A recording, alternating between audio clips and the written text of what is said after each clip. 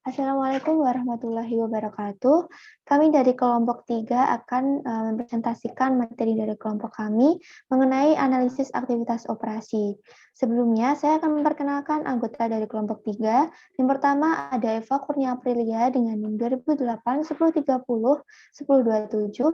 Yang kedua ada saya sendiri, Lutfiana Nurizkia dengan NIM 2008 1030 1088.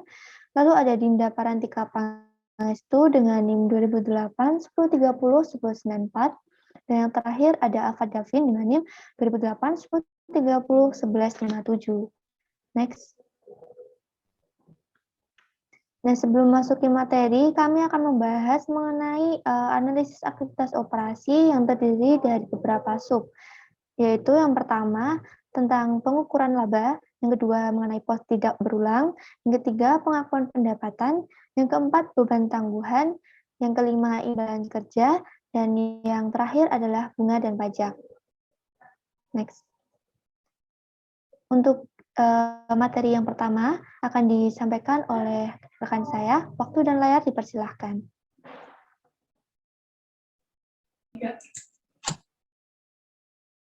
Baik, terima kasih kepada moderator atas kesempatan yang telah diberikan. Di sini saya akan memaparkan materi pada subbab pertama, yaitu terkait pengukuran laba. Sebelumnya, laba adalah pendapatan dan keuntungan setelah dikurangi beban dan kerugian. Laba merupakan pengukuran aktivitas operasi dan ditentukan menggunakan dasar akuntansi akrual.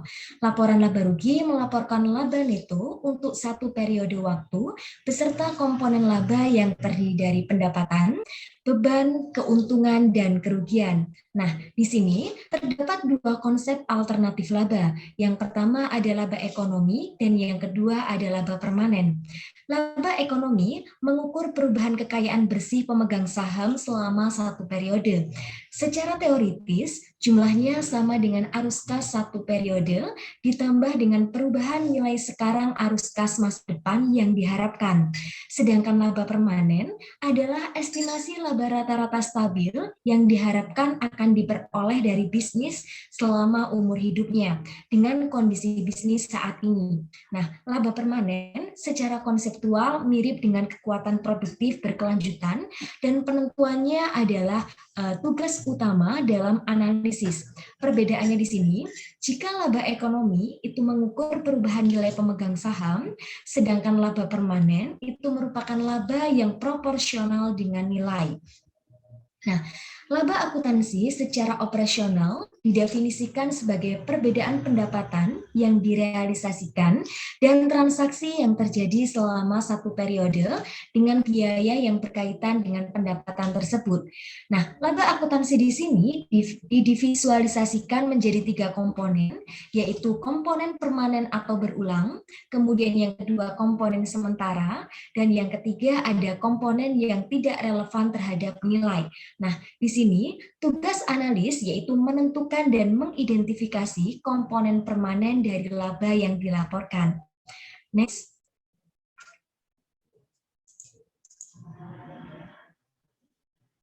Selanjutnya, untuk pengukuran laba akuntansi. Nah, di sini ada dua komponen dari laba akuntansi. Yang pertama ada pendapatan dan keuntungan, serta beban dan kerugian. Nah, pendapatan sendiri merupakan arus kas masuk yang diperoleh atau arus kas masuk prospektif yang timbul dari aktivitas bisnis perusahaan yang berlangsung. Sedangkan keuntungan adalah arus kas masuk yang timbul dari transaksi dan peristiwa yang tidak berkaitan dengan aktivitas bisnis perusahaan yang berlangsung. Nah, perbedaan antara pendapatan dan keuntungan didasarkan pada aktivitas bisnis yang sedang berlangsung dan menghasilkan pendapatan. Nah, pendapatan itu diharapkan tetap ada untuk kelangsungan hidup perusahaan di masa yang akan datang, sedangkan keuntungan itu tidak diperoleh secara berulang. Nah, kemudian juga ada beban. Beban sendiri merupakan arus kas keluar yang terjadi. Arus kas keluar prospektif atau alokasi arus kas keluar masa lalu yang timbul dari operasi bisnis perusahaan yang sedang berlangsung. Sedangkan kerugian adalah penurunan aset neto perusahaan yang timbul dari operasi yang tak terduga dan mendadak di suatu perusahaan. Contohnya yaitu kerugian atas penjualan efek investasi dan penurunan nilai goodwill. Nah, permasalahan penting lainnya yaitu penangguhan biaya atau alokasi untuk beberapa periode. Arus kas keluar untuk biaya atau kerugian itu tidak selalu harus terjadi bersamaan saat beban dan kerugian itu diakui. Jadi sudah jelas perbedaan antara pendapatan dan keuntungan serta beban dan kerugian. Next. Nah, selanjutnya yaitu mengenai klasifikasi dan pengukuran laba alternatif. Jadi, ada dua pendekatan pengukuran laba akuntansi. Nah, pada alternatif yang pertama, yaitu ada pengklasifikasian komponen laba berdasarkan komponen laba berulang dan tidak berulang. Kemudian yang kedua ada alternatif mengenai konsep pengukuran berdasarkan laba operasi dan laba non-operasi. Nah, klasifikasi operasi dan non-operasi ini bergantung pada sumber pendapatan atau beban. Maksudnya di sini, apakah timbul dari operasi perusahaan yang masih berlangsung, atau dari transaksi efek, atau bahkan dari aktivitas pendanaan. Sedangkan kalau klasifikasi berulang dan tidak berulang di sini, itu bergantung pada perilaku pendapatan atau beban. Yaitu maksudnya di sini, apakah diharapkan akan terus terjadi, atau menjadi peristiwa yang hanya berlangsung selama satu kali saja. Nah, di sini kita akan bahas satu persatu. Yang pertama yaitu ada laba berulang dan juga laba tidak berulang. Laba berulang yaitu laba yang diharapkan akan terus terjadi. Sedangkan laba tidak berulang yaitu laba yang hanya sekali saja terjadi. Nah, laba berulang dan tidak berulang di sini perlu diidentifikasi dalam menentukan komponen laba permanen dan sementara. Nah, untuk menentukan laporan laba rugi itu biasanya menyajikan 3 alternatif pengukuran laba. Yang pertama yaitu ada laba neto, kedua ada penghasilan komprehensif, dan yang ketiga ada laba dari operasi yang dilanjutkan. Nah, yang pertama itu laba neto. Nah, laba neto di sini umumnya dianggap sebagai hasil akhir dari pengukuran laba. Namun, kenyataannya tidak demikian. Laba neto dimaksudkan untuk mewakili hasil akhir pengukuran laba yang dihasilkan dari transaksi yang terjadi selama periode tersebut. Kemudian komponen yang kedua, alternatif yang kedua yaitu penghasilan komprehensif, yaitu angka laba terakhir yang mencakup keuntungan dan kerugian yang belum direalisasi. Nah, penghasilan komprehensif di sini mencerminkan hampir semua perubahan ekuitas selain yang berasal dari aktivitas pemilik. Nah, hal ini menunjukkan bahwa penghasilan komprehensif di sini merupakan hasil akhir dari pengukuran laba dan merupakan proksi akuntansi untuk laba ekonomi. Nah, kemudian alternatif yang ketiga yaitu laba dari operasi dilanjutkan, yang mana definisi dari laba operasi dilanjutkan di sini yaitu suatu pengukur yang tidak mencakup pos luar biasa, tidak mencakup dampak kumulatif perubahan akuntansi, dan tidak mencakup dampak penghentian operasi. Nah, kemudian juga ada laba inti. Laba inti di sini merupakan suatu pengukuran yang tidak memasukkan semua pos tidak berulang dan pos tidak biasa yang umumnya dilaporkan sebagai pos terpisah pada laporan laba rugi.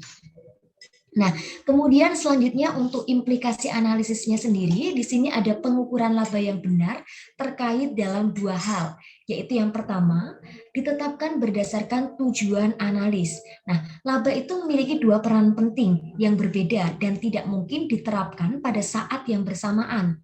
Seperti untuk mengukur perubahan bersih pada ekuitas dan untuk memberikan estimasi kekuatan laba yang berkelanjutan. Kedua, itu laba akuntansi berasal hanya dari pemasukan atau mengeluarkan pos tertentu. Nah, hal ini berarti pengukuran ini tetap merupakan pengukuran laba akuntansi dan terkait dengan distorsi akuntansi.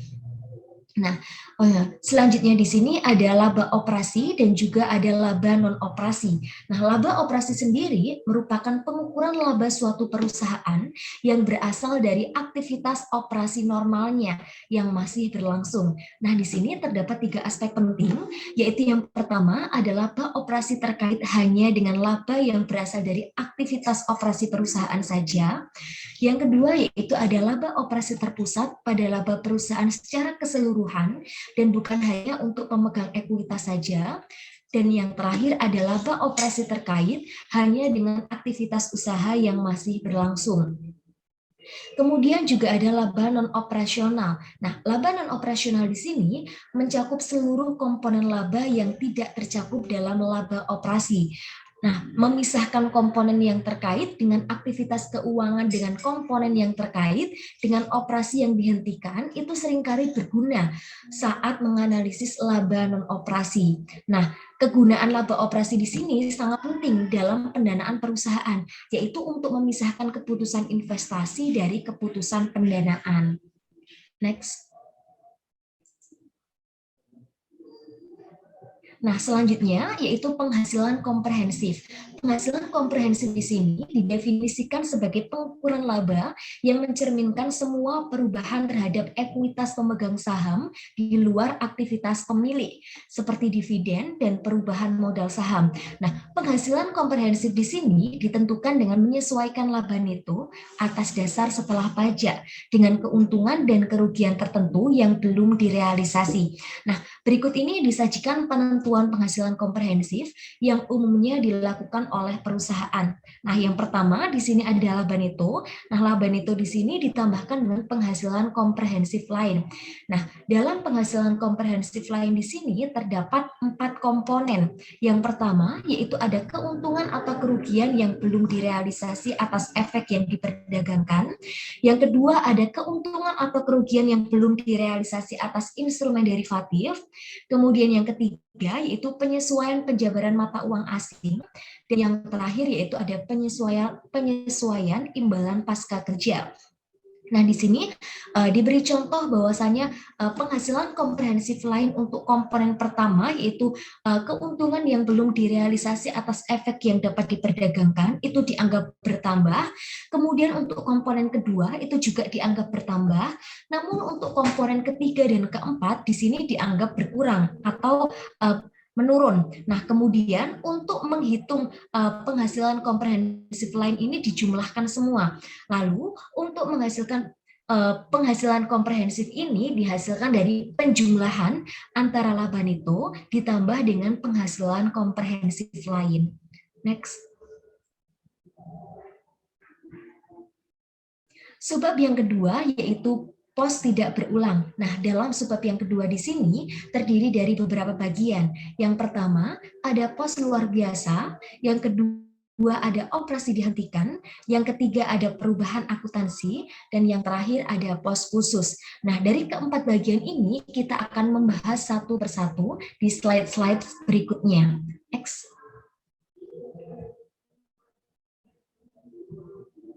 Nah, kemudian untuk bagian pertama dalam subbab yang kedua yaitu ada pos luar biasa. Nah, pos luar biasa di sini dibedakan berdasarkan sifatnya yang tidak biasa dan jarang terjadi. Pos luar biasa di sini diklasifikasikan secara terpisah dalam laporan laba rugi. Oleh karena itu, kriteria yang ketat untuk klasifikasi pos luar biasa ini dianggap tidak umum. Nah, sifat yang pertama tadi ada sifat yang tidak biasa. Bagaimana sih maksud sifat yang tidak biasa? Nah, sifat yang tidak biasa di sini maksudnya yaitu suatu peristiwa atau transaksi yang memiliki tingkat ketidaknormalan yang tinggi dan tidak berkaitan atau hanya secara insidental berhubungan dengan aktivitas biasa dan umum perusahaan. Sedangkan sifat yang kedua yaitu jarang terjadi. Maksudnya di sini yaitu suatu peristiwa atau transaksi yang umumnya tidak diharapkan akan terjadi kembali di masa yang akan datang. Nah, selanjutnya apa saja sih yang termasuk pos luar biasa? Nah, yang termasuk pos luar biasa di sini atau contoh dari pos luar biasa di sini yang pertama yaitu ada keuntungan atau kerugian akibat penghapusan piutang lebih awal. Kemudian yang kedua, ada keuntungan atau kerugian akibat pelepasan segmen bisnis. Kemudian yang ketiga, yaitu ada keuntungan atau kerugian dari penjualan atau penghapusan aset tetap. Yang keempat, ada dampak penghentian kerja, termasuk atas pesaing dan pemasok utama. Dan yang terakhir, ada penyesuaian akrual atas kontrak jangka panjang. Nah, selanjutnya berbicara tentang proporsi, itu biasanya pos luar biasa ini umumnya kurang dari 6%, tetapi naik menjadi sampai dengan 12,4% dari perusahaan yang melaporkan. Nah, ketika hal ini terjadi, maka pos luar biasa di sini umumnya itu menyumbangkan kurang dari 3% dari penjualannya. Nah, proporsi antara pos luar biasa itu negatif dan positif di sini hampir sama. Nah, kemudian bagaimana sih analisis dari pos luar biasa ini? Nah, pos luar biasa ini memiliki sifat yang tidak berulang. Oleh karena itu, seorang analis tidak memasukkan pos luar biasa ketika menghitung laba berulang. Nah, pos luar biasa juga tidak dimasukkan pada laba ketika membandingkan laporan antara beberapa waktu atau antar perusahaan. Misalkan saja, saat melakukan analisis komprehensif, itu kan membandingkan antara waktu ke waktu atau antar perusahaan. Nah, pada saat itu pos luar biasa ini dikeluarkan karena kalau kita membandingkan misalkan tahun pertama perusahaan itu tidak ada, kemudian tahun kedua itu baru ada. Nah, itu nanti malah akan menghasilkan data yang tidak valid. Namun juga harus diperhatikan, meskipun pos luar biasa di sini bersifat sementara, nah komponen untuk menghasilkan biaya bagi perusahaan. Komponen ini itu menghasilkan biaya bagi perusahaan. Jadi secara keseluruhan pos tidak berulang ini bermanfaat bagi perusahaan. Oleh karena itu, seorang analis di sini harus memasukkan seluruh jumlah pos luar biasa ketika menghitung laba ekonomi. Next.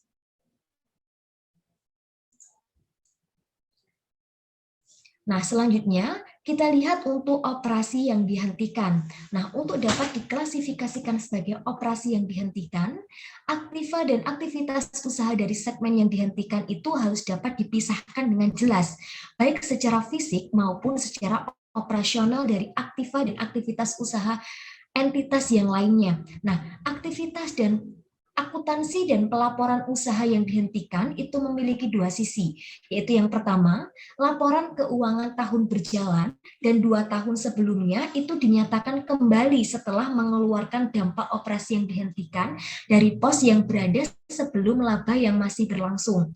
Kemudian yang kedua, keuntungan atau kerugian terkait dengan penghentian usaha dilaporkan secara terpisah setelah dikurangi pajak dan dikeluarkan dari laba usaha yang masih berlangsung. Nah, perusahaan di sini melaporkan keuntungan dan kerugian penghentian usaha untuk tahun berjalan dan 2 tahun sebelumnya itu dalam dua kategori. Yang pertama, yaitu ada laba atau rugi operasi segmen yang dihentikan hingga manajemen menentukan tanggal penghentian. Kemudian yang kedua, laba atau rugi pelepasan, termasuk laba atau rugi operasi selama periode antara. Nah, pada laporan posisi keuangan, aset dan liabilitas yang berkaitan dengan operasi dihentikan itu dipisahkan dan disajikan secara terpisah sebagai aset atau liabilitas yang dimiliki untuk dijual. Nah, dengan memperhatikan kondisi keuangan perusahaan, analis itu harus menghapus aset dan liabilitas dari operasi yang dihentikan pada laporan posisi keuangan. Jadi, kalau misalnya asetnya itu sudah tidak digunakan atau dihentikan, maka harusnya itu dihapus dari bagian aset, kecuali jika dia itu sudah dipindahkan. Nah, jumlah aset dan liabilitas ini biasanya diberikan dalam pengungkapan catatan kaki atau tambahan itu di bagian bawah. Namun, keuntungan atau kerugian dari operasi dihentikan itu seharusnya tidak dipindahkan dari ekuitas, jadi tetap menjadi bagian dari ekuitas itu sendiri. Nah, next.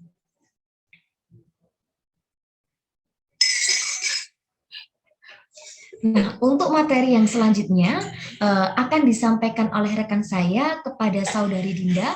Layar dan waktu saya persilahkan.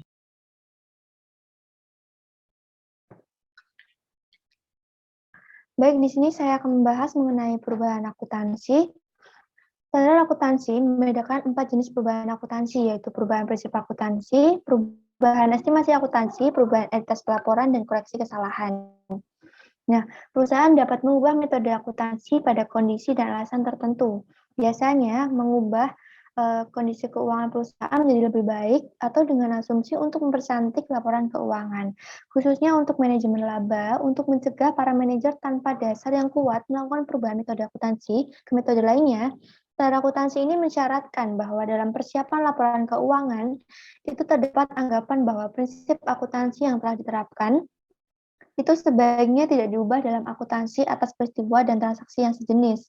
Anggapan bahwa suatu entitas seharusnya tidak mengubah prinsip akuntansi dapat diatasi hanya jika perusahaan membenarkan penggunaan suatu prinsip akuntansi alternatif yang dapat diterima sebagai dasar yang lebih baik. Next.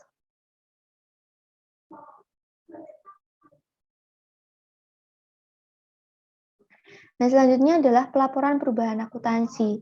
Yang pertama ada perubahan prinsip akuntansi. Perubahan prinsip akuntansi ini terjadi ketika suatu perusahaan berpindah dari satu prinsip akuntansi berterima umum ke suatu prinsip akuntansi yang berterima umum lainnya.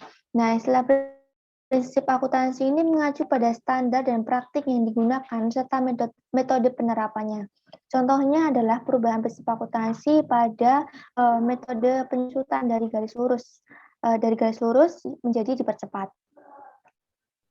Perlakuan pada tahun berjalan tersebut telah efektif selama beberapa tahun. Pada periode sebelumnya, perubahan prinsip akuntansi ini dicatat sebagai yang pertama, yaitu pelaporan-laporan keuangan periode berjalan berdasarkan prinsip baru, dan yang kedua, yaitu penyesuaian dampak kumulatif pada periode sebelumnya melalui penyesuaian satu kali yang disebut dengan dampak kumulatif perubahan prinsip akuntansi. Next. Perubahan estimasi akuntansi. Akuntansi akrual membutuhkan estimasi beberapa pos seperti masa manfaat aset, biaya garansi, keusahaan persediaan, asumsi pensiun, dan piutang tidak tertagih. Hal ini disebut dengan estimasi akuntansi. Nah, apa sih itu estimasi? Estimasi akuntansi itu merupakan perkiraan yang didasarkan pada kondisi masa depan yang belum diketahui. Nah, oleh karena itu estimasi akuntansi ini bisa dapat berubah sewaktu-waktu. Ada beberapa persyaratan akuntansi dan pengungkapan tertentu saat perubahan terjadi dalam estimasi akuntansi. Nah, syarat itu meliputi yang pertama adalah penerapan prospektif atau prospective application, yaitu perubahan yang dicatat dalam periode perubahan dan jika dapat diterapkan pada periode masa depan pada saat setiap dampak yang terjadi itu tidak ada penyajian kembali.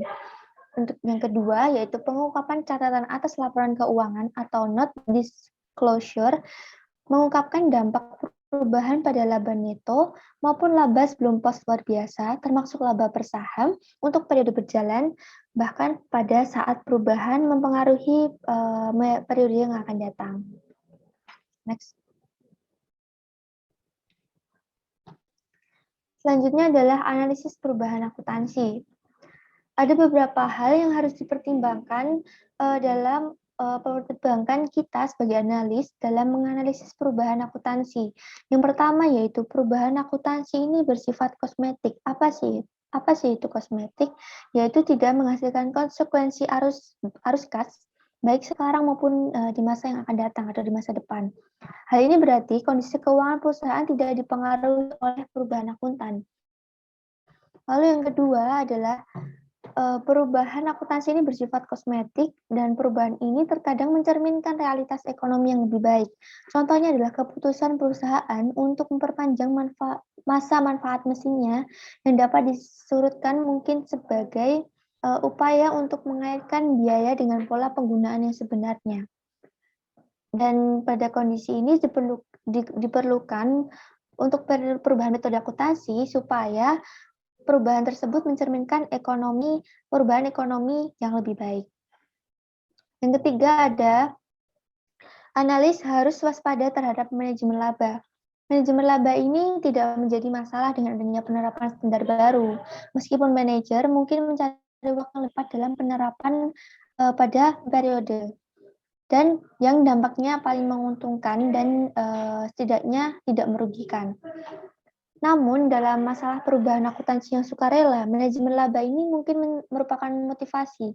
Meskipun manajemen mengelola laba menggunakan perubahan prinsip akuntansi, metode manajemen laba yang lebih populer dan lihai adalah dengan mengubah estimasi akuntansi.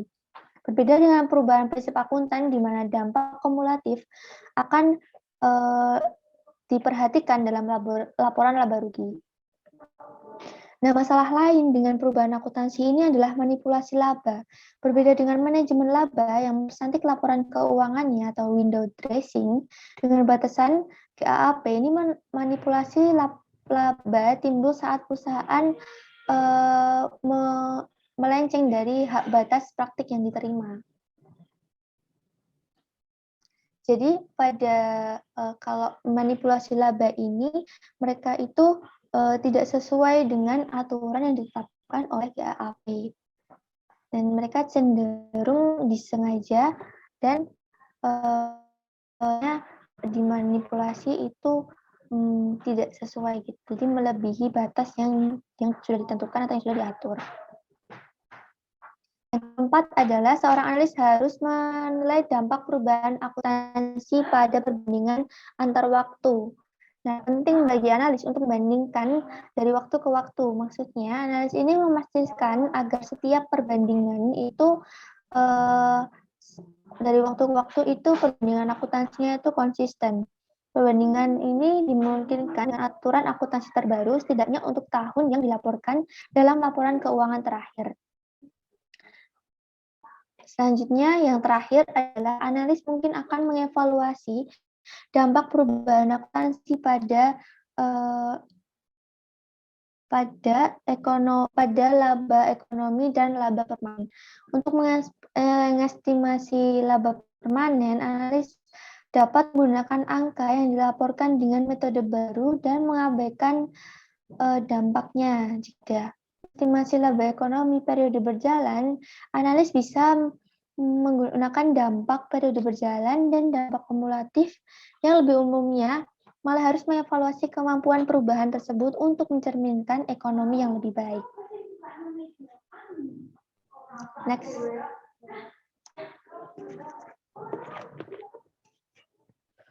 Selanjutnya ada pos khusus. Pos khusus ini mengacu pada transaksi atau peristiwa yang tidak biasa dan tidak sering terjadi. Bisa juga keduanya, bisa juga tidak sering terjadi dan tidak biasa. Nah, pos ini biasanya dilaporkan pada laporan laba rugi secara terpisah sebagai bagian laba dari operasi yang dilanjutkan.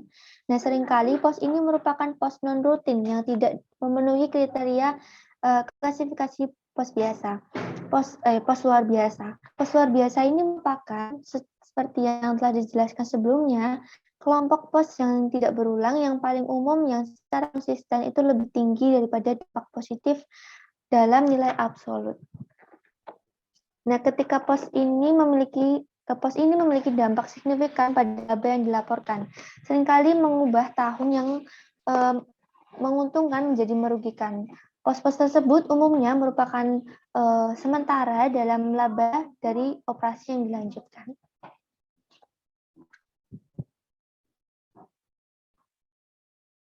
Beban restrukturisasi dan penghapusan air atas goodwill, persediaan, dan properti, pabrik, dan peralatan itu membentuk bagian beban tersebut. Dari pembentukan ini, penilaian aset ini berumur panjang, dan beban restrukturisasi ini merupakan dua kategori utama dari pos khusus.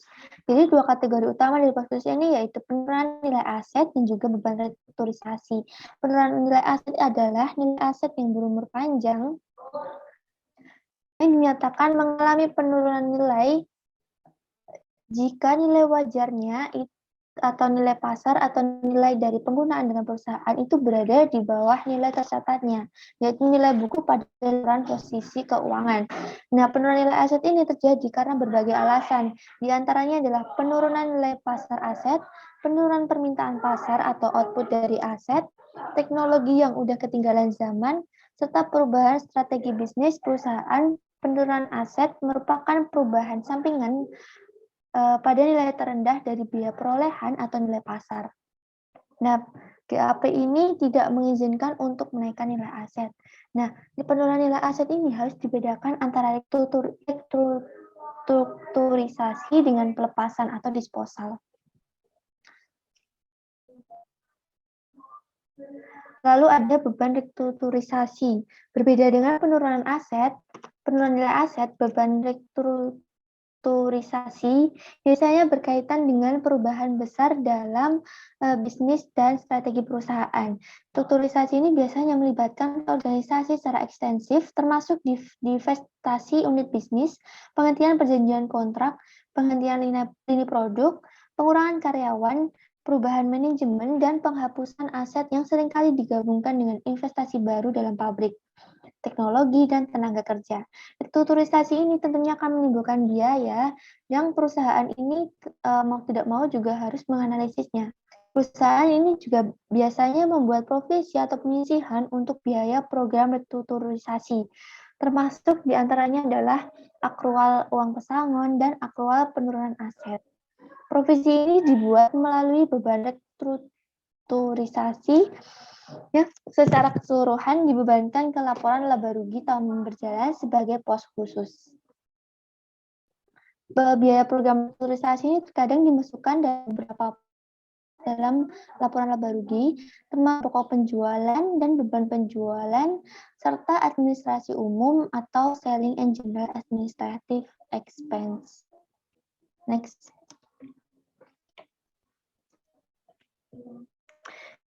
Selanjutnya adalah analisis pos khusus.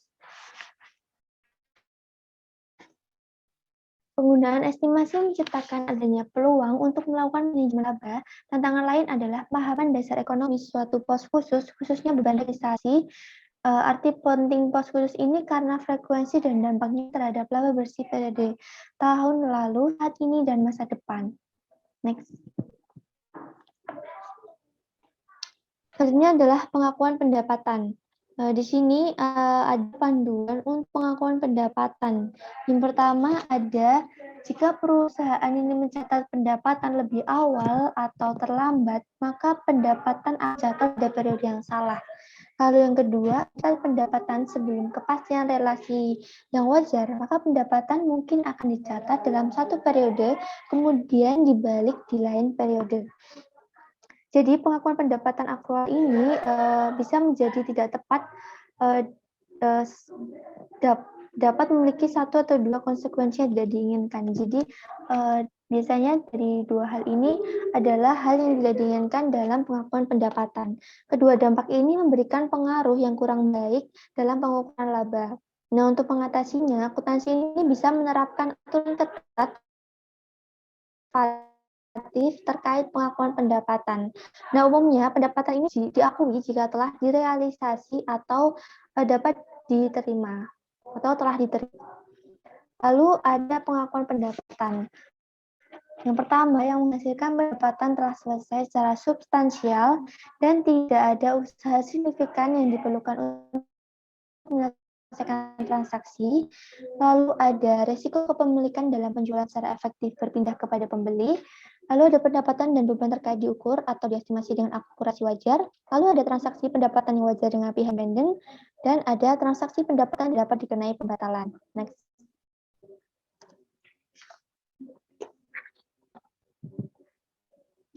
Selanjutnya ada ketidakpastian dalam penagihan pendapatan.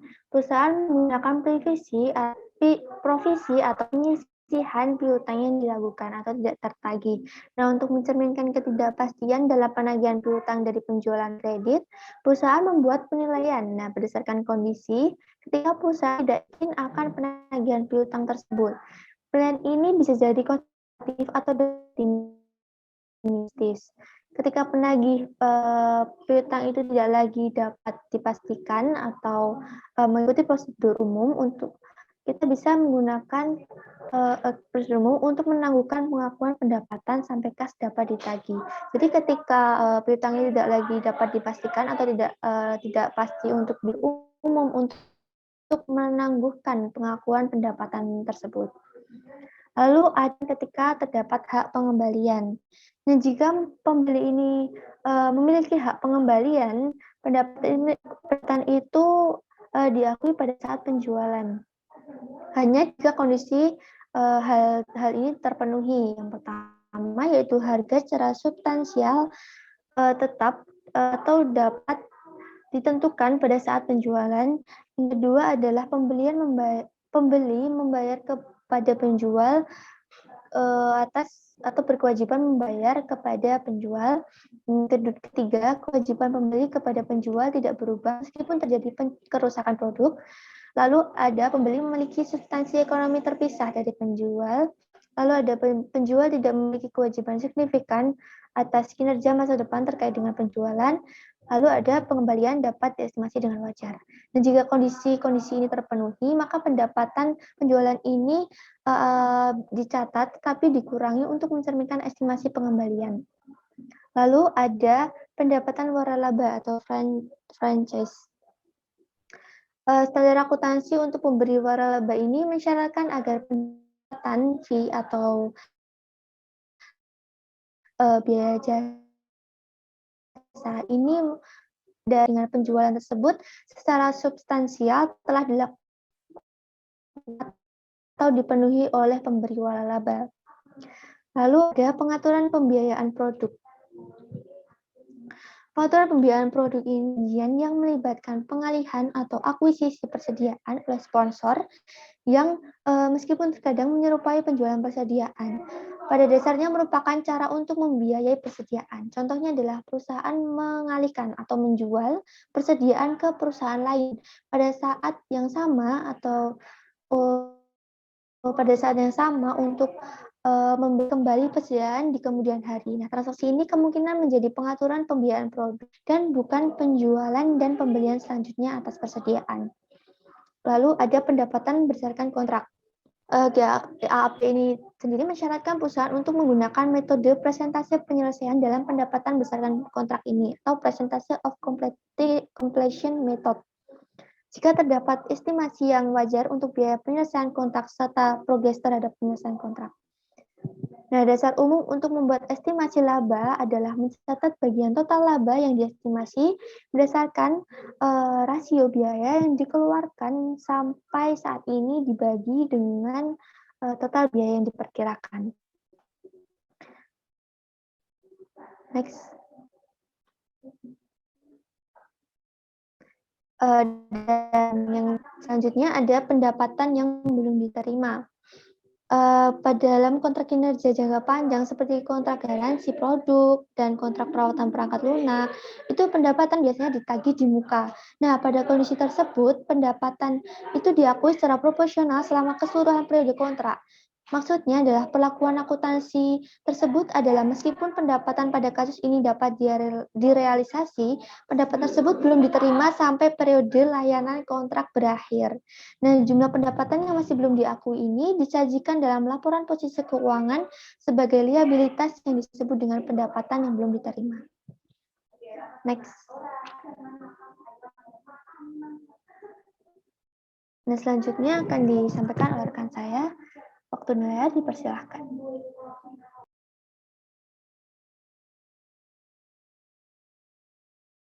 Baik, saya akan melanjutkan penjelasannya. Jadi yang ke subbab keempat ada beban tangguhan. Nah, beban tangguhan ini merupakan biaya yang telah terjadi, yang telah ditangguhkan karena diharapkan manfaatnya dapat dirasakan pada periode masa depan. Nah, perbedaan antara beban ditangguhkan dan aset tidak berwujud terkadang itu tidak jelas. Pada banyak kasus, biaya yang timbul dari aktivitas operasi diklasifikasikan sebagai beban yang ditangguhkan, sementara biaya yang timbul dari aktivitas investasi diklasifikasikan sebagai aset tidak berwujud. Nah, motivasi untuk penanggulangan biaya adalah untuk mengaitkan biaya dengan manfaat yang diharapkan akan lebih baik. Nah, contohnya itu beban penelitian dan pengembangan yang sering disebut dengan research and development. Nah, itu penelitian dan pengembangan dapat bertujuan untuk menemukan sesuatu dan aktivitas pengembangan sebenarnya merupakan bagian dari penelitian. Akuntansi untuk penelitian dan pengembangan. Akuntansi, beban litbang ini memiliki beberapa masalah. Alasan dibalik kesulitan dalam akuntansi litbang meliputi yang pertama, tingginya tingkat ketidakpastian manfaat akhir yang dihasilkan dari aktivitas. Yang kedua, seringkali diperlukan waktu yang cukup lama antara dimulainya aktivitas R dan D dengan penentuan keberhasilannya. Yang ketiga, masalah evaluasi yang disebabkan oleh sifat tak berwujud sebagian besar aktivitas R dan D. Selanjutnya ada analisis penelitian dan pengembangan.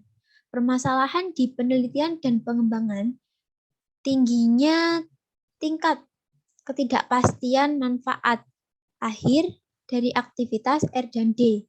Seringkali itu memerlukan waktu yang lama antara aktivitas R dan D dengan penentu keberhasilan, sehingga menimbulkan adanya pengawasan dalam analisis laba tahun berjalan dan masa depan perusahaan. Selanjutnya ada beban perangkat lunak komputer. Aktivitas khusus yang tidak sesuai dengan pengeluaran umum untuk aktivitas R dan D, jadi pengembalian beban perangkat lunak sebagai beban ditangguhkan ini dikaitkan dengan pendapatan di masa depan. Sedangkan praktik akuntansi untuk perangkat lunak yang disewakan atau dipasarkan dengan menggunakan teknologi sehingga biaya yang dikapitalisasi dan dapat dikaitkan dengan masa depan. Selanjutnya ada biaya eksplorasi dan pengembangan dalam industri pertambangan. Diharapkan biaya eksplorasi dan pengembangan secara wajar dapat diperoleh kembali dengan penjualan sumber daya alam, dibebankan ketika terjadi atau dikapitalisasi dan diamortisasi sepanjang perkiraan periode manfaat di masa yang akan datang. Selanjutnya, akuntansi industri pertambangan.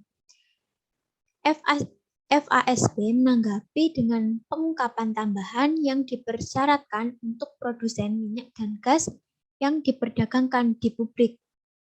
Sebagai berikut, yang pertama, jumlah cadangan minyak dan gas bumi terbukti. Biaya yang dikapitalisasi terkait dengan aktivitas produksi minyak dan gas bumi. Yang ketiga, biaya yang berasal dari aktivitas akuisisi, eksplorasi, dan pengembangan. Yang keempat, hasil operasi aktivitas produksi minyak dan gas bumi. Yang terakhir, ukuran diskonto arus kas bersih masa depan untuk cadangan yang terbukti.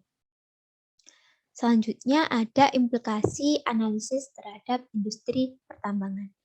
Ada dua metode umum yang digunakan dari variasi metode tersebut dapat memberikan hasil yang jauh berbeda. Banyak analisis lebih memilih successful effort daripada akuntansi full cost karena lebih baik dalam mengaitkan biaya dengan pendapatan dan lebih konsisten dengan praktik akuntansi yang berlaku saat ini. Akuntansi successful effort mewajibkan hubungan langsung antara biaya yang terjadi dengan cadangan spesifik yang ditemukan sebelum biaya eksplorasi dan pengembangan. Dekapitalisasi sebaliknya, akuntansi full cost memperkenalkan perusahaan mengklasifikasi aktivitas eksplorasi pengembangan yang tidak berhasil sebagai aset. Subbab yang kelima, imbalan kerja tambahan. Nah, imbalan kerja sendiri adalah semua bentuk imbalan yang diberikan oleh entitas sebagai pertukaran atas jasa yang diberikan oleh pekerja, termasuk direktur dan manajemen. Ada dua Yang pertama, kontrak kompensasi yang ditangguhkan. Nah, kontrak kompensasi yang ditangguhkan ini merupakan perjanjian untuk membayar karyawan di masa depan dengan beberapa syarat tertentu untuk mempertahankan karyawan. Nah, akuntansi ini umumnya mewajibkan bahwa paling tidak nilai sekarang kompensasi tangguhan ini diakui secara sistematis dan rasional sepanjang periode karyawan bekerja dimulai dari penandatanganan kontrak. Yang kedua, hak apresiasi saham. Di sini adalah hak atas jumlah saham tertentu yang diberikan kepada karyawan senilai kenaikan pasar saham sejak diberikan. Nah, akuntansi ini memberikan metode untuk mengalokasi beban sepanjang periode pemberian jasa berupa harga pasar dari satu periode ke periode lain tercermin sebagai penyesuaian beban kompensasi. Selanjutnya, opsi saham karyawan atau Employee Stock Option atau ESO sebagai bentuk yang paling umum dari kompensasi berbasis saham. Jadi, kompensasi insentif ini tidak hanya berupa keuntungan bagi karyawan, tapi juga keuntungan tidak langsung bagi perusahaan. Ada banyak alasan, yaitu yang pertama, untuk meningkatkan kinerja dengan memberikan karyawan kepemilikan pada perusahaan, dan karenanya menyatukan insentif karyawan dan perusahaan. Yang kedua, sarana untuk menarik karyawan yang berbakat dan giat berusaha. Jadi, dengan opsi saham ini tentunya karyawan akan lebih giat untuk berusaha dan bekerja. Yang ketiga, memberikan kompensasi kepada karyawan tanpa perlu mencatat biaya. Yang terakhir merupakan bentuk kompensasi karyawan namun tidak memiliki dampak langsung terhadap arus kas. Selanjutnya, karakteristik opsi saham karyawan. Nah, harga pelaksanaan itu biasanya ditetapkan sama dengan harga saham pada tanggal pemberian opsi. Nah, tanggal opsi ini merupakan tanggal yang paling awal bagi karyawan untuk melaksanakan opsi karyawan tersebut setelah vesting. Nah, sebagian besar ESO memiliki periode pengakuan hak kompensasi atau vesting period antara 2 sampai 10 tahun saat harga saham lebih tinggi dibandingkan pelaksanaan opsi itu. Nah, itu dikatakan in the morning atau utang. Sebaliknya, jika harga lebih kecil daripada harga pelaksanaan, ini dinamakan out of money. Nah, opsi saham karyawan itu terdiri dari 2 kategori besar, yaitu yang pertama insentif. Dalam opsi ini harus diberikan pada nilai pasar wajar dan saham harus dimiliki selama 2 tahun sejak tanggal pembelian dan 1 tahun setelah tanggal eksekutif. Yang kedua, tanpa kualifikasi. Pada opsi ini terkadang diberikan dengan mendapatkan diskoto dan nilai pasar wajar, dan karyawan dikenakan pajak pada saat eksekutif atas selisih antara harga eksekusi pasar wajar saham. Selanjutnya ada manfaat ESO dan biaya ekonomi. Jadi manfaat maupun biaya berbasis saham ada beberapa.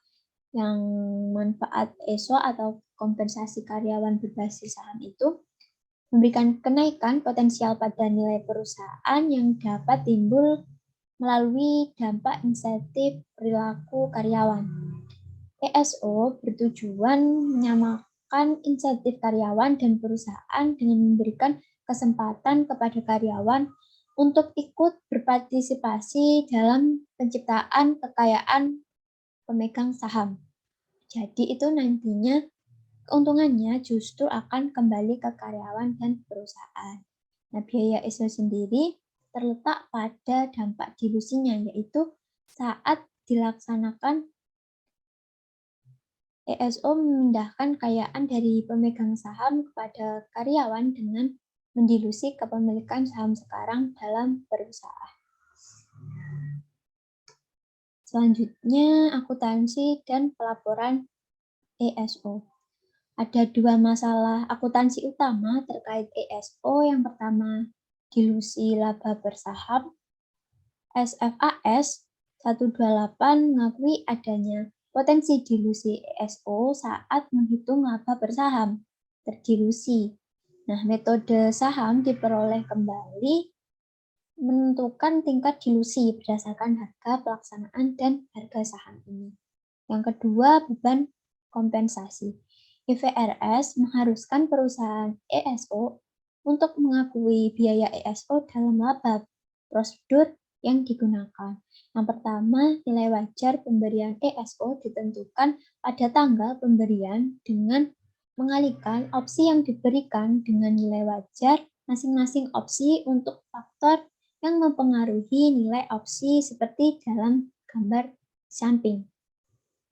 Nah, faktor-faktor yang mempengaruhi nilai wajar opsi, faktor harga pelaksanaan, dampak pada nilai wajarnya itu berkurang, harga saham pada tanggal pemberian opsi itu bertambah, umur opsi yang diharapkan bertambah, suku bunga bebas risiko bertambah, kualitas saham yang diharapkan bertambah, dan dividen saham yang diharapkan berkurang.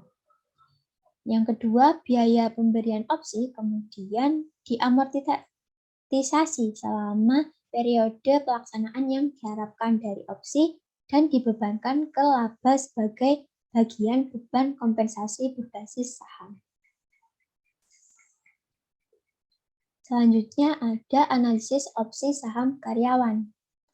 Jadi untuk seluruh opsi in the money, yaitu opsi yang harga pelaksanaannya, harga eksekusinya di bawah harga saham. Misalnya, untuk rentang harga eksekusi atau pelaksanaan 0,001 dolar sampai 15,00 dolar diketahui pada catatan kaki laporan tahunan CISCO sistem 2007. Nah, harga eksekutifnya atau pelaksanaannya itu 28,97 dolar, harga eksekusi rata-ratanya 11,02 dolar. Nah, ditemukan nilai intrinsik agregat atau overhang opsi, rumusnya harga saham dikurangi harga eksekusi rata-rata dikali jumlah opsi yang masih beredar. Jadi 28,97 dikurangi 11,02 dikali 122 juta. Hasilnya mendapatkan 2.190 juta yang kira-kira itu sama dengan yang dilaporkan CISCO untuk kategori tersebut.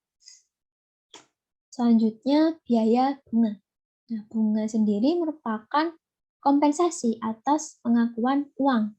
Selain itu, bunga merupakan kelebihan kas yang dibayar atau ditagih atas jumlah uang pokok yang dipinjam atau dipinjamkan.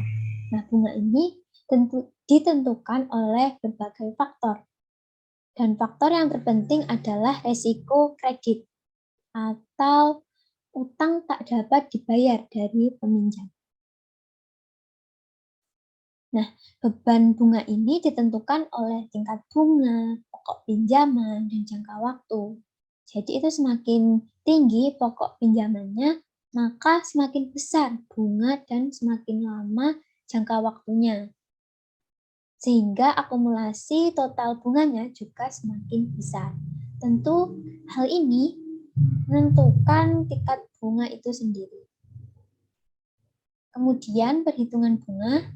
Beban bunga perusahaan merupakan tingkat nominal yang dibayarkan untuk pendanaan melalui utang termasuk pada kasus obligasi, amortisasi diskon, atau premi. Beban akun utang yang diamortisasi sepanjang pengeluaran utang akan menambah biaya bunga efektif. Selanjutnya, kapitalisasi bunga. Nah, kapitalisasi bunga ini diwajibkan sebagai biaya aset yang dibangun atau diproduksi perusahaan untuk penggunaan sendiri, termasuk aset yang dibangun atau diproduksi untuk perusahaan oleh pihak lain ketika pembayaran deposito atau properti dibuat. Nah, ada tujuan kapitalisasi bunga, yaitu mengukur biaya akuisisi aset secara lebih akurat dan mengamortisasi biaya akuisisi terhadap pendapatan yang diperoleh dari aktivitas tersebut. Kemudian, analisis bunga. Nah, bunga ini mencerminkan biaya periode dan tidak perlu untuk dikapitalisasi. Akuntansi kapitalisasi bunga itu belum jelas, jadi sehingga mengarahkan keberagaman pada praktiknya oleh analisis tersebut. Karena untuk kapitalisasi ini, akuntansinya itu masih belum begitu jelas dan dipahami. Baik, itu saja dari saya. Bisa dilanjutkan, rekan saya dipersilahkan.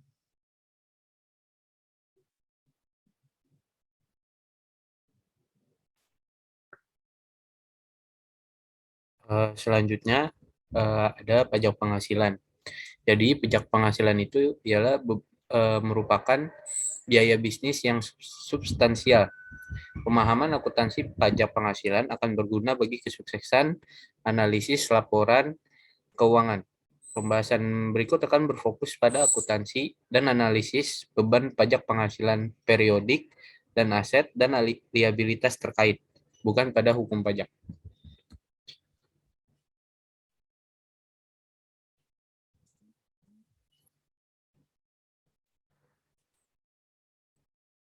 Nah, di pajak penghasilan ini dibagi lagi menjadi 5. Yang pertama yaitu akuntansi pajak penghasilan, kedua pengungkapan pajak penghasilan, ketiga lampiran laba per saham, perhitungan dan analisis, yang keempat struktur modal sederhana, dan yang kelima struktur modal kompleks. Kita bahas yang pertama terlebih dahulu yaitu akuntansi pajak penghasilan. Akuntansi pajak penghasilan tuh langsung dibagi menjadi perbedaan temporer dan permanen. Kompleksitas dalam akuntansi pajak penghasilan timbul karena aturan untuk menentukan penghasilan kena pajak, yaitu untuk tujuan penentuan pajak terutang. Didasarkan pada hukum pajak yang berlaku dan aturan ini berbeda dari aturan penentuan laba yang dilaporkan menurut GAAP. Perbedaan antara laba pajak dan GAAP pada dasarnya terdiri atas dua jenis, yaitu temporer dan permanen. Perbedaan temporer yaitu sesuai dengan namanya, merupakan perbedaan yang memiliki sifat temporer dan diharapkan dapat dibalik di masa depan. Perbedaan tersebut umumnya terjadi karena perbedaan waktu antara akuntansi pajak dan GAAP. Lalu perbedaan permanen merupakan perbedaan yang sifatnya permanen. Perbedaan tersebut terjadi karena pada dasarnya terdapat perbedaan antara perlakuan hukum pajak dan US GAAP.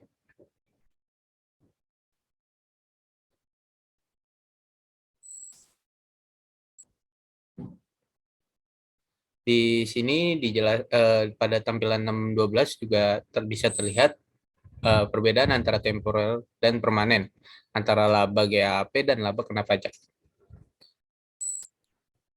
Selanjutnya ada pajak tangguhan. Perbedaan temporer dapat menyebabkan laba kena pajak sangat berbeda dengan laba sebelum pajak menurut GAAP. Oleh karena itu, pembebanan utang pajak aktual tahun tersebut yang dihitung menggunakan laba kena pajak terhadap laba GAAP sebelum pajak melanggar prinsip pengaitan dasar akuntansi dan menyebabkan laba setelah pajak mudah berubah bahkan tidak berarti. Untuk menghindari masalah ini, akuntan menggunakan alokasi antar periode yang disebut penyesuaian pajak tangguhan. Dasar penyesuaian pajak tangguhan adalah untuk mengaitkan beban pajak periode tersebut dengan laba sebelum pajak yang dilaporkan menurut GAAP secara lebih baik. Dalam prosesnya, akuntansi atas pajak tangguhan menciptakan pos laporan posisi keuangan penting yang disebut aset pajak tangguhan dan liabilitas pajak tangguhan.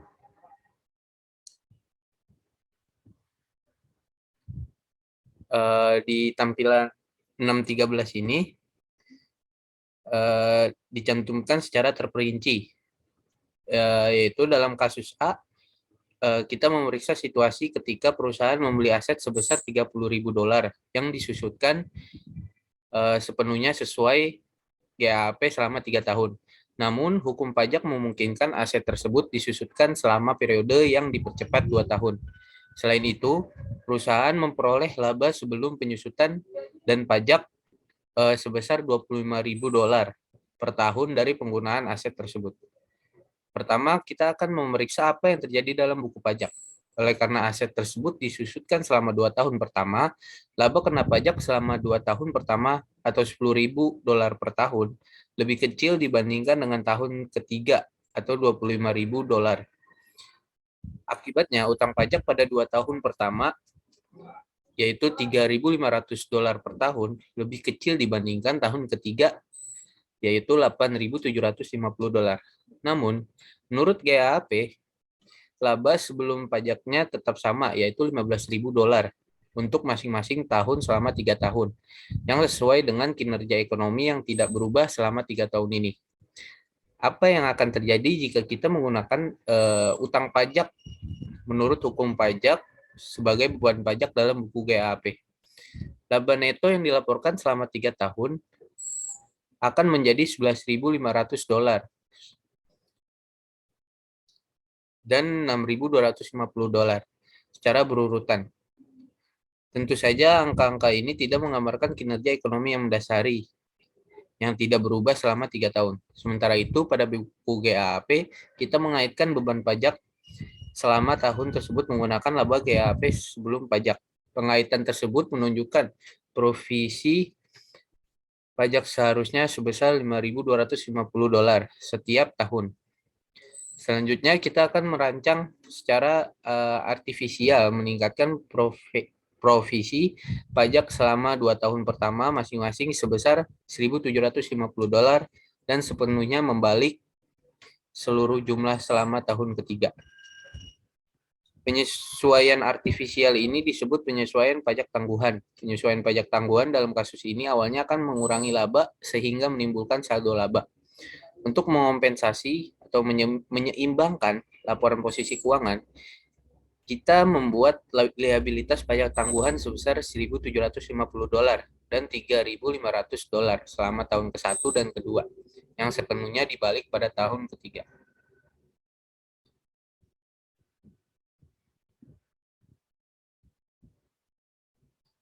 Selanjutnya, kita akan memeriksa skenario yang menciptakan aset pajak tangguhan. Secara spesifik, kita memiliki situasi kasus B, ketika perusahaan memiliki beban restrukturisasi sebesar $30.000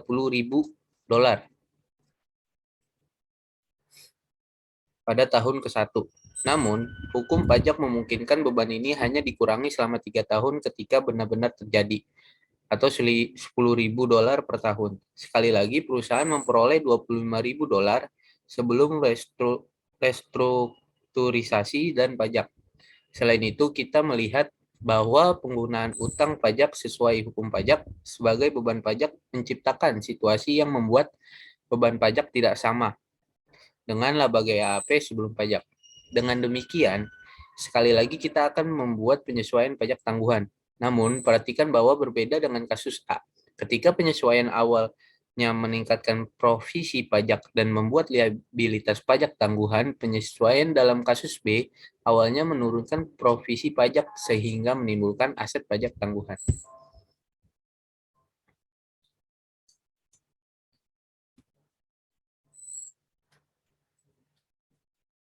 Selanjutnya ada sifat liabilitas aset pajak tangguhan. Kita mengetahui bahwa liabilitas atau aset pajak tangguhan timbul untuk mengompensasi dampak penangguhan laba sehingga menimbulkan saldo laba.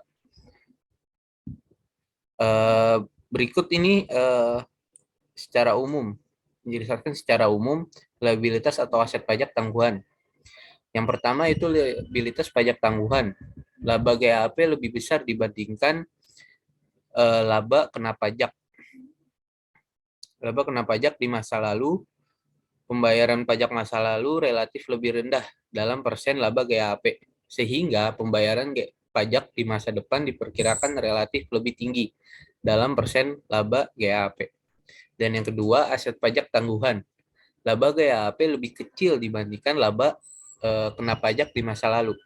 Pembayaran pajak masa lalu relatif lebih tinggi, sehingga pembayaran pajak di masa depan diperkirakan relatif lebih rendah. Dalam pengertian ini, liabilitas atau aset pajak tangguhan memang memberikan informasi mengenal arus kas masa depan. Namun, perlu diingat bahwa kemampuan dari aset maupun liabilitas ini dalam memprediksi arus kas masa depan sangat bergantung pada perbedaan temporer yang dibalik di masa depan. Meskipun secara rata-rata perbedaan temporer dibalik ada banyak faktor yang dapat mencegahnya. Faktor paling penting yang mencegahnya adalah pertumbuhan. Faktor yang paling penting yang mencegahnya adalah pertumbuhan. Kenapa pertumbuhan? Ketika perusahaan bertumbuh, penangguhan baru terjadi di masa depan dan akan menjadi lebih besar daripada penangguhan masa lalu yang telah dibalik. Selain itu, faktor-faktor seperti perubahan hukum pajak dan peraturan akuntansi, inflasi, serta kerugian di masa depan juga dapat pula mempengaruhi dibaliknya liabilitas atau aset pajak tangguhan. Selanjutnya, ada akuntansi pajak tangguhan. Pajak tangguhan ditentukan secara terpisah untuk masing-masing komponen yang dikenai pajak atau entitas individual atau kelompok entitas yang dikonsolidasi untuk tujuan pajak pada setiap yurisdiksi pajak.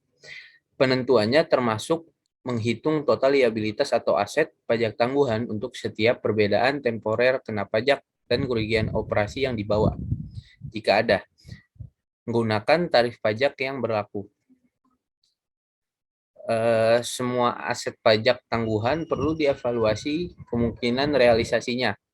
Menurut US GAAP, penyisihan penilaian harus dibuat untuk mengurangi aset pajak tangguhan sampai pada titik yang dapat digunakan untuk menunjukkan bahwa aset tersebut kemungkinan probabilitasnya lebih dari 50% tidak terrealisasi.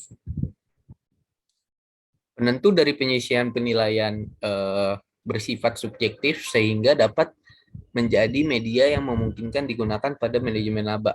Sebaliknya, penjelasan IFRS hanya menambahkan aset-aset yang mungkin. Probabilitasnya untuk terrealisasi lebih dari 50% sebagai bagian dari aset pajak tangguhan. Next-nya ada pengungkapan pajak penghasilan. Di tampilan gambar ini menyajikan catatan pajak penghasilan dari laporan tahunan DEL pada 2005. DEL melaporkan beban provisi pajak sebesar 1.402 juta dolar. Dari jumlah tersebut, 1.473 dolar mewakili total pembayaran pajak baik domestik maupun asing termasuk beban repatriasi pajak tidak berulang. Sedangkan 71 juta dolar merupakan termasuk beban repatriasi pajak tidak berulang. Sedangkan 71 juta dolar merupakan penyesuaian pajak tangguhan. Oleh karena itu, penangguhan sebenarnya mengurangi beban pajak DEL selama tahun fiskal 2005. DEL juga memberikan ringkasan atas komponen-komponen liabilitas dan aset pajak tangguhannya. Sebanyak 192 juta dolar, liabilitas pajak tangguhan paling besar timbul dari properti, pabrik, dan peralatannya, serta terkait dengan penggunaan penyusutan dipercepat dalam buku pajaknya, dan penyusutan garis lurus untuk laporan keuangan. Aset pajak tangguhan sebesar penyusutan garis lurus untuk laporan aset pajak tangguhan sebesar 623 juta dolar timbul karena penangguhan pengakuan pendapatan dan beban akrual dalam laporan keuangannya yang belum dibayar sehingga tidak menjadi pengurangan pajak. Selain itu, Dell belum membuat penyisian penilaian untuk aset pajak tangguhannya karena mereka memperkirakan semua manfaat akan terrealisasi. Aset pajak tangguhan neto sebesar 431 juta dolar dilaporkan dalam laporan posisi keuangannya, terutama sebagai aset lancar. Terakhir, Dell memberikan rekonsiliasi dari tingkat pajak penghasilan perusahaan wajib sebesar 35% dengan tingkat pajak efektifnya sebesar 31,5%. Kebanyakan dari perbedaan permanen terjadi karena penghasilan repatriasi dari entitas anak asingnya pada tarif pajak yang menguntungkan di tahun 2004. Oleh karena itu, catatan kaki memberikan informasi terkait perbedaan temporer serta perbedaan permanen.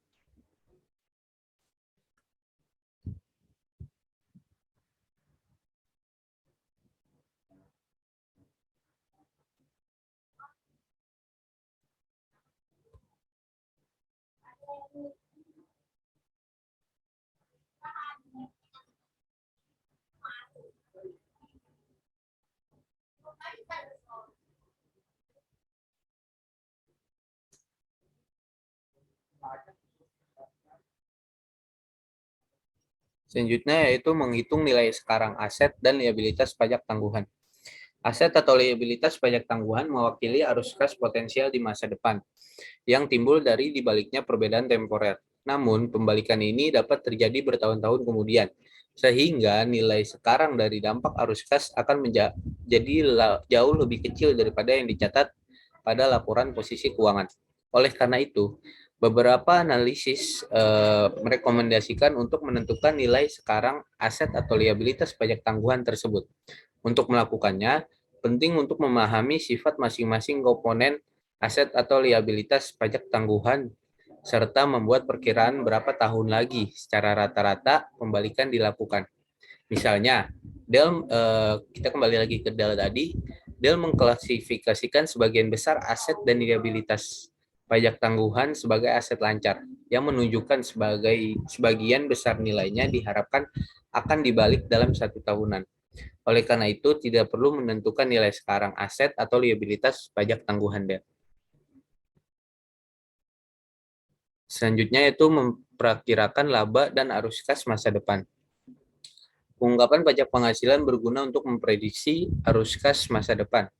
Kita perlu memperhitungkan perbedaan permanen dan juga temporer dalam membuat prediksi arus kas. Kita pertama-tama harus perhatikan perbedaan permanen. Banyakan buku teks merekomendasikan penggunaan tarif pajak berlaku yaitu saat ini 35% ketika membuat prediksi laba atau arus kas masa depan.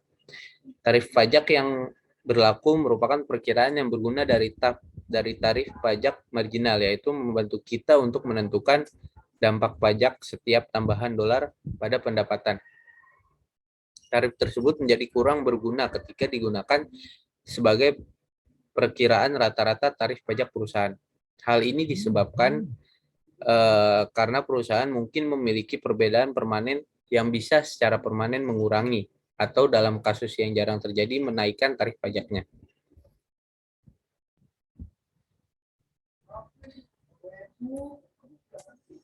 Selanjutnya yaitu menganalisis perbedaan permanen dan temporer.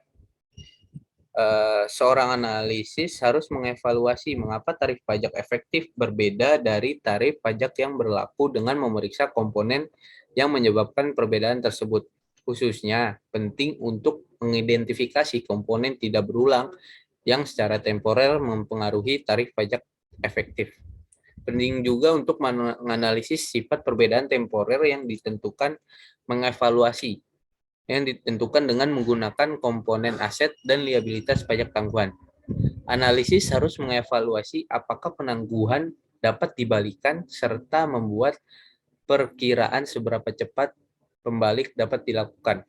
Sebagian besar aset pajak tangguhan DEL diharapkan dapat dibalik dalam 1 tahun. Selain itu, karena DEL belum membuat penyisian penilaian, tampaknya tidak mungkin aset pajak tangguhan tidak akan direalisasi.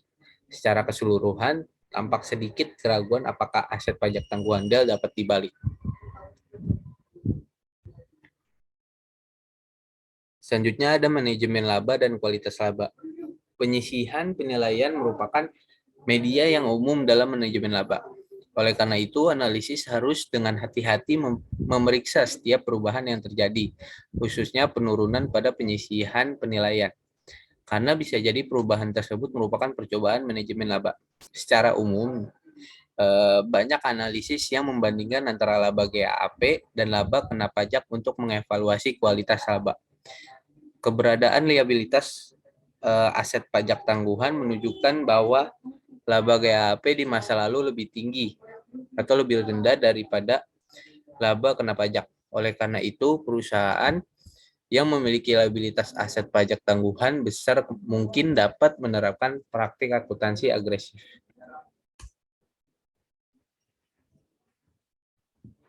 Selanjutnya ada lampiran laba per saham, perhitungan dan analisis.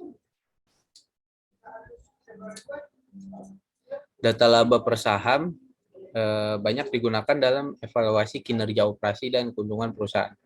Lampiran ini menjelaskan dasar-dasar yang mengatur perhitungan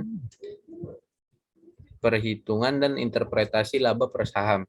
Salah satu fitur penting dalam perhitungan laba per saham adalah pengakuan dampak potensial atas dilusi.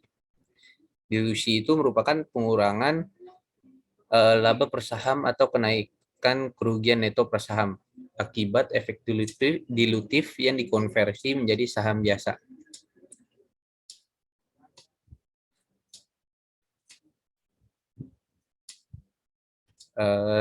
Langsung saja ke manajemen laba dan kualitas laba.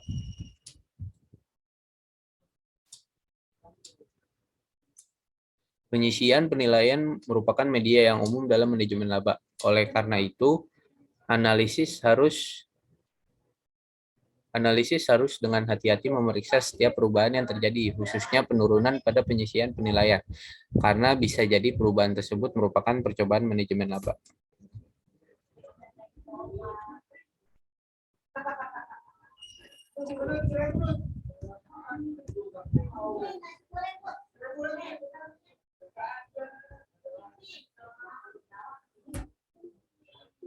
Sebentar.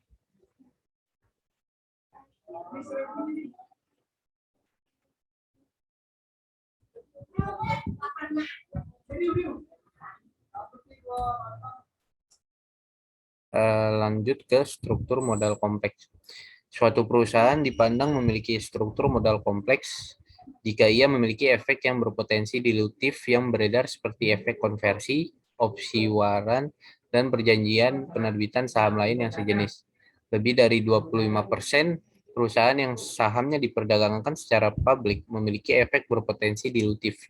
Hubungan antara laba per saham dasar dan laba per saham dilusian untuk perusahaan ini.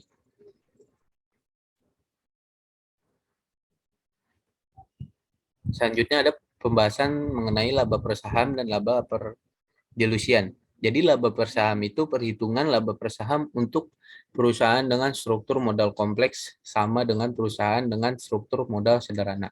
Sedangkan laba per saham dilusian, perusahaan dengan struktur modal yang kompleks harus melaporkan angka laba per saham dasar dan laba per saham dilusian.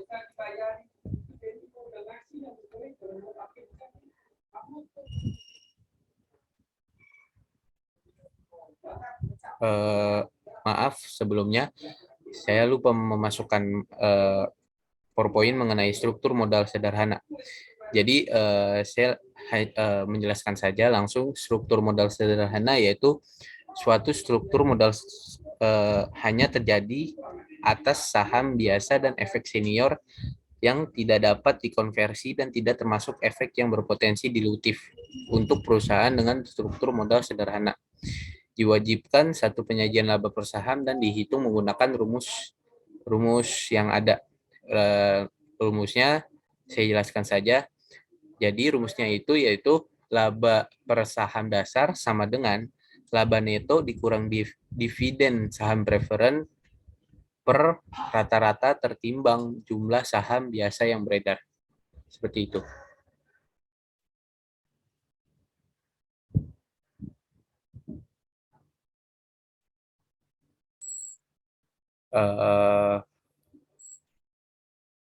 Ini sebagai ilustrasi perhitungan laba per saham. Misalkan perusahaan dengan efek beredar dengan nilai berikut ini. Bisa dilihat oleh teman-teman. Jadi laba per saham awal sama dengan laba neto dikurang dividen saham preferen per saham biasa, saham beredar sepanjang tahun, yaitu sama dengan $2,95.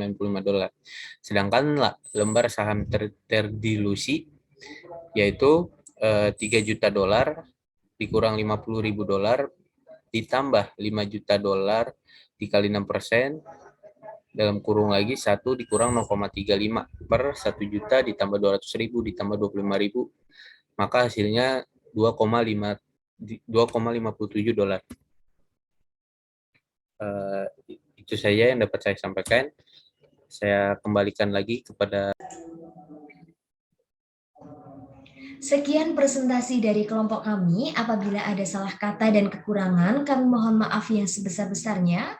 Sekian, wassalamualaikum warahmatullahi wabarakatuh.